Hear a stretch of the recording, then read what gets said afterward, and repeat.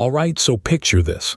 It's a typical steamy Southeast Texas afternoon, and I'm just trying to survive another Walmart run. You know how it is, sensory overload, the faint smell of popcorn and desperation.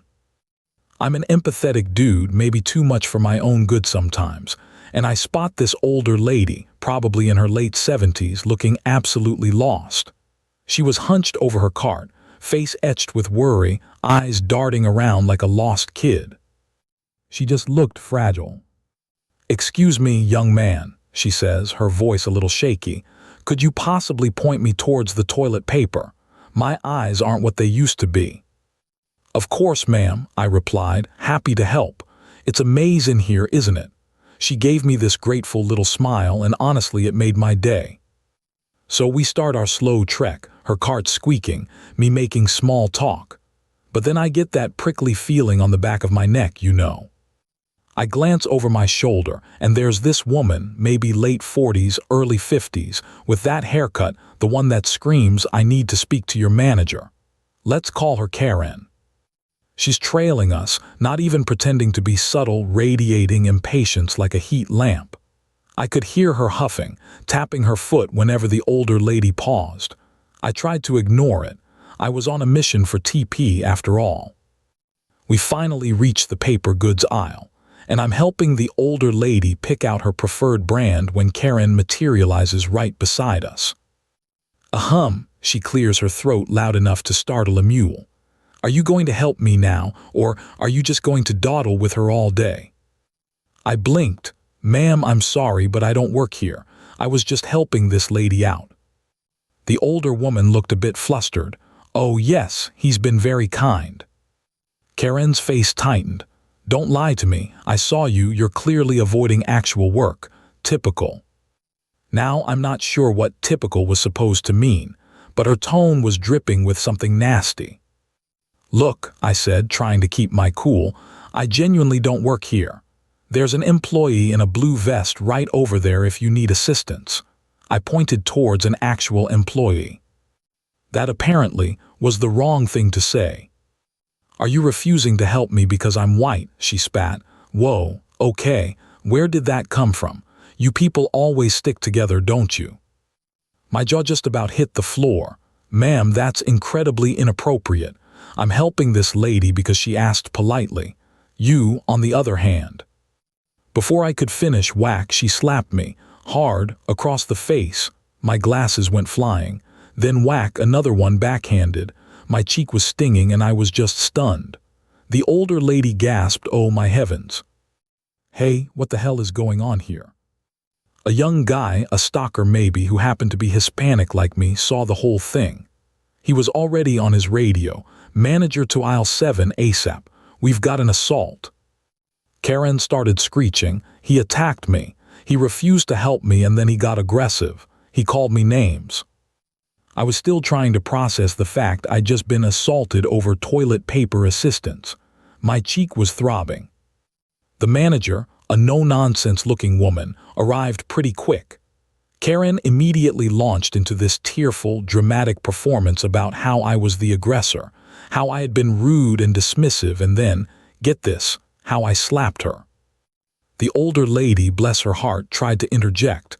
No, that's not what happened at all. He was helping me and she hit him." The manager looked from Karen's Emmy-worthy performance to my rapidly reddening cheek, to the older lady, and then to the employee who'd called her. "We have cameras everywhere," the manager said calmly to Karen. Then to me, "Sir, are you okay? Do you want to press charges?" "Yes, I absolutely do," I said, my voice shaking a little, not gonna lie. And she made some pretty disgusting racist comments right before she hit me. Karen shrieked, "I did not, he's lying, he's the racist one." The manager asked Karen if she wanted to press charges. "Of course I do," she huffed, crossing her arms. So the police were called. They took statements, and then, the magic moment, they reviewed the security footage. Clear as day, me calmly talking, her getting more agitated, leaning in than the slaps. There was no audio, but my testimony, the older lady, S, and the employee, S, about her racist tirade filled in the blanks. When the officer, who, in a delicious bit of irony, was also Mexican-American, told Karen she was under arrest for assault, she actually had the gall to scream, "You can't arrest me. I'm the victim here. This is discrimination." Fast forward a bit, I had to testify in court. Karen, true to form, tried to play the victim again. When I recounted her racist remarks, she actually yelled out, "You dirty slur," in the middle of the courtroom. Judge was not amused. Her own lawyer looked like he wanted the earth to swallow him whole. The judge, citing the unprovoked nature of the attack, the clear evidence from the footage, and her frankly appalling behavior in court, including the racist outburst, threw the book at her. 14 months in jail, apparently. She had priors for similar entitled meltdowns, though maybe not as violent, plus 2 years probation and a hefty chunk of community service. It was a wild ride, folks. I still can't believe it all started with me trying to help someone find the charm in. Learned a lot, though. Mostly that some people are just determined to be awful, and while you can't control that, you can stand up for yourself. And sometimes, just sometimes, karma and security cameras have your back. Stay safe out there, y'all. Still watching? Dang, you must love internet drama. Smash subscribe. It's cheaper than therapy. Alright, so picture this, me, Kai, trudging home after a soul-crushing shift at Super Value Groceries. My uniform, a beacon of bright green and yellow, practically screams I stack shelves for a living, complete with a name tag that says, well, Kai, my fiancé and I had just snagged this tiny one-bedroom apartment right above Pins and Needles, a quaint little tailor shop. Great location, heart of the city, but yeah, cozy was an understatement.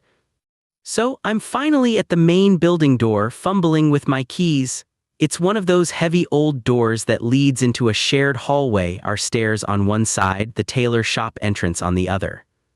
I unlock it, step inside, and I'm just about to pull it shut and hear that satisfying thunk of the lock when a voice cuts through the quiet.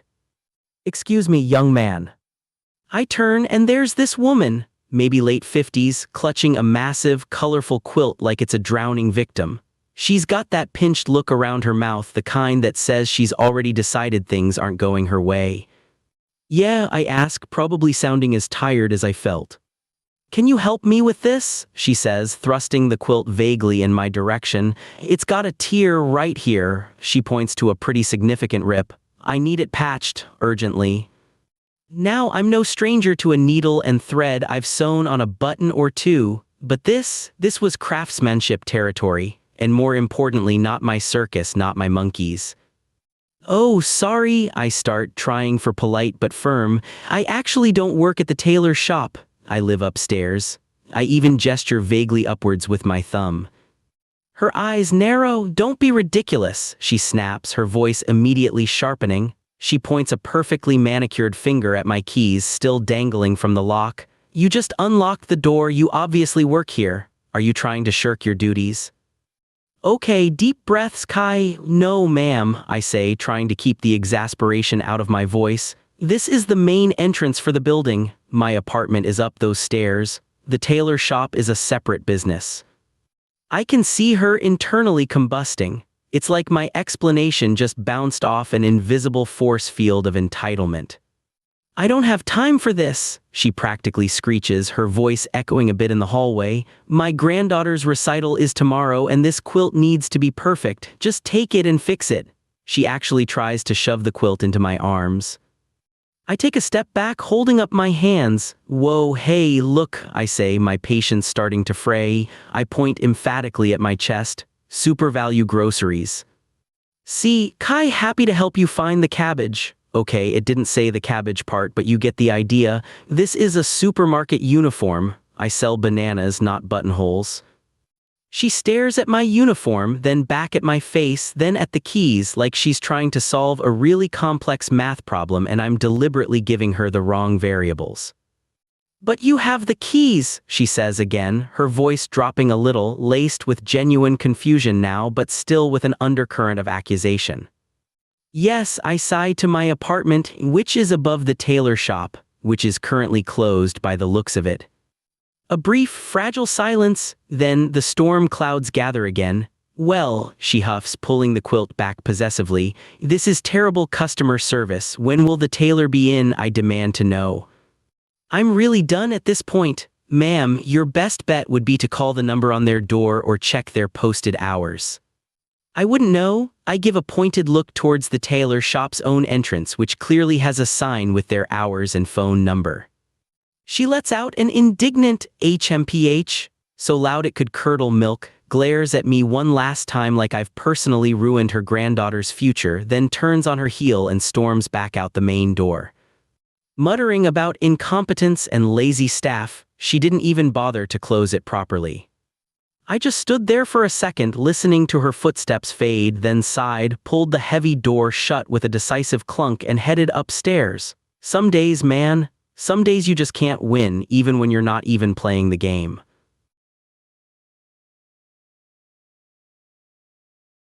The worst part about getting screamed at by an entitled person isn't the yelling. It's when you realize deep in your gut that from their point of view, they're not being entitled at all. They're just terrified, and the person they're terrified of is you.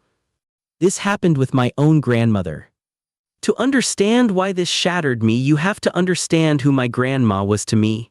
I was a quiet, awkward kid, and she was my entire world.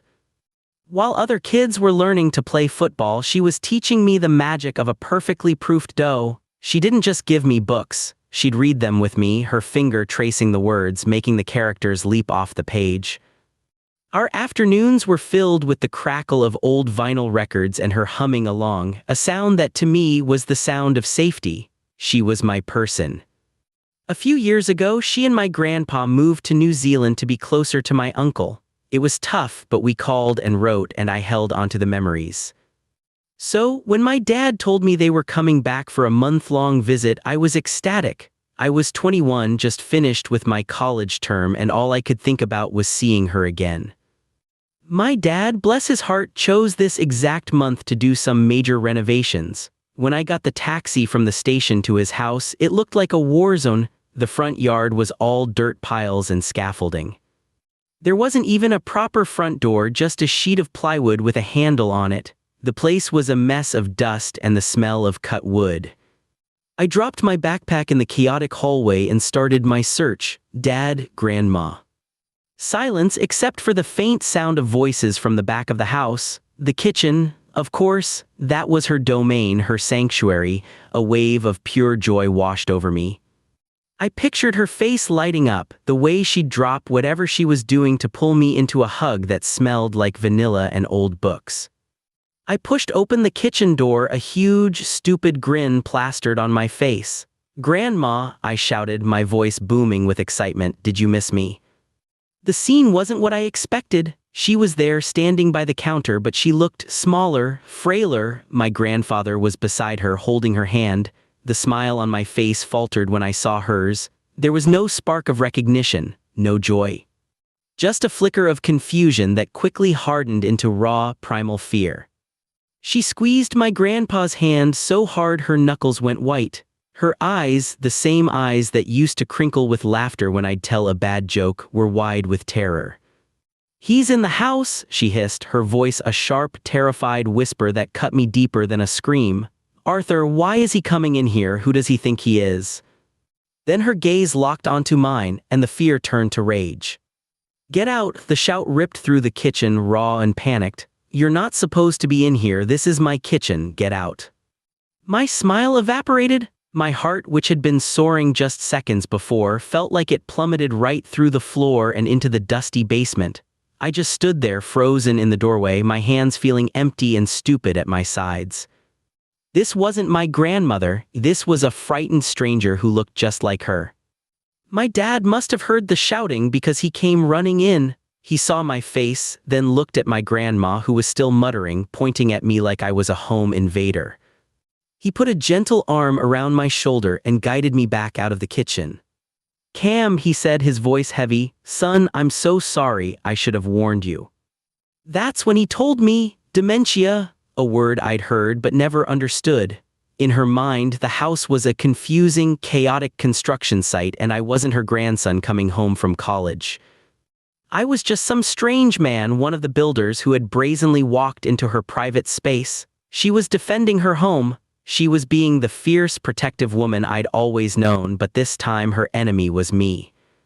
I looked back through the doorway. My grandpa was talking to her in low, soothing tones, and my dad was explaining that I was family. But the damage was done. The perfect, joyful reunion I'd pictured for months had curdled into the single most heartbreaking moment of my life. She was the most entitled person I had ever met in that moment, and tragically, she had every right to be. This next one, yeah, it's a good one too.